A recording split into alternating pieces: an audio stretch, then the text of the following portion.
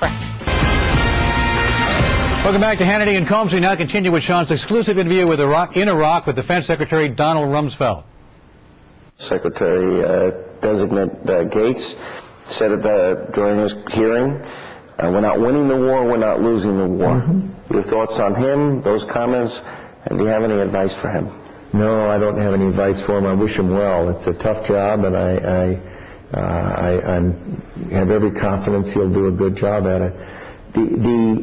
I said it differently a couple of years ago in a memorandum I sent to the president and ended up in the press. And I said something to the effect that we can't, the metrics for winning or losing are very difficult. Today, the president's being measured on the amount of violence in Iraq, basically in Baghdad, in 3 or 4 provinces out of 18 in one country. That is not the measure. That is the wrong measure. If that were to be the only metric or measure of success or failure, my goodness, then you've given the game to the enemy. All they have to do is keep violence up in Baghdad. And the media that's there will say, oh my goodness, the terrorists are winning and everyone else is losing. That's not it. But regrettably, there are not good metrics to determine how it's actually going on, what's happening. The kinds of things one would want to know if you really wanted to have your finger on the pulse of who's winning and who's losing in this global struggle against violent extremism. You would want to know how the terrorists and the extremists are doing in raising money. How are they doing in recruiting? Are the things that are happening in the world advantaging them so that they're the cadre of people that support their position is increasing or is it decreasing? We know we are killing, the president has done a fascinating job of getting some 80 countries into a global coalition against extremists.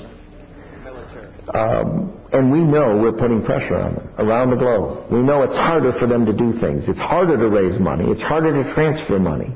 It's harder to move across between countries. It's harder to recruit. It's harder to move weapons. But they still do it. And the question is the pressure that's being put on them greater than they are able to apply in terms of raising money and recruiting? And because it is, you know, it would be easier if you had big armies, big navies, and big air forces contesting each other. We don't. These people are determined. They're not going to sign a surrender on the USS Missouri in the Pacific Ocean someday. They're not going to surrender. They're going to have to be put down over time in a long struggle, much more like the Cold War than World War II or World War I. All right, so these your final 9 days. How do you feel? I mean, I don't know if you're a guy that would say, do you feel sad? Do you feel, no, do you feel like you've achieved a lot? Are you proud of everything you've done? I feel very...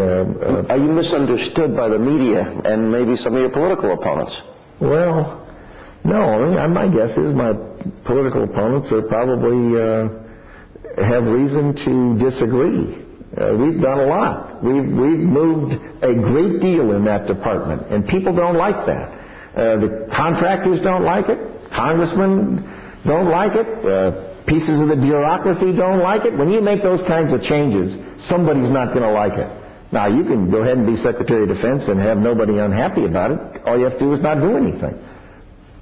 Who wants to live that kind of a life? The media, you know, they want to say the civil war is broken out in Iraq. They've taken a position. We've got politicians out there publicly saying we can't win the war, etc. They've undermined the president, I'd argue, in a lot of ways. How's that impacted the whole ability to fight a war? It makes it more difficult. That's one of the natures of a democracy. People can say what they want. They can be right. They can be wrong. They can be harmful. They can be helpful. But we've survived that kind of partisan political debate. We saw it during the Revolutionary War. We saw it during the Civil War. We saw it during World War I and II. Certainly saw it during the Vietnam War, Korean War. My goodness, yes. No, if you're Secretary of Defense during the war, no war is popular, except in retrospect. They aren't popular at the time. They're ugly things. They're terrible things. And people die, and people are wounded, and people are heartbroken. And when there's inevitably going to be criticism, and that goes with the territory, and I accept that. You know, you said earlier today, you were addressing the troops, and you said, some of you guys weren't even born 30 years ago when I left my first stint as Secretary of Defense. A lot of them weren't. And you said, what will history show in 30 years as your measure? Sure. So what will history show in 30 years from now? I'll leave it to the historians, but I think that history has to look at this period as a period that is new, where there was no roadmap, there was no guidebook that said here's how you do this, and that an awful lot of right decisions were made. The recognition that a terrorist can attack at any place in any location using any technique at any time of the day or night. There's no way to defend in every location, at every minute of the day or night, against every conceivable technique. It can't be done. You have no choice but to go after the terrorists, the extremists, where they are. You cannot wait to be hit. And that concept was central to the President's position, and it's the right one. Coming up, we're going to go live to Iraq for an update from our own Colonel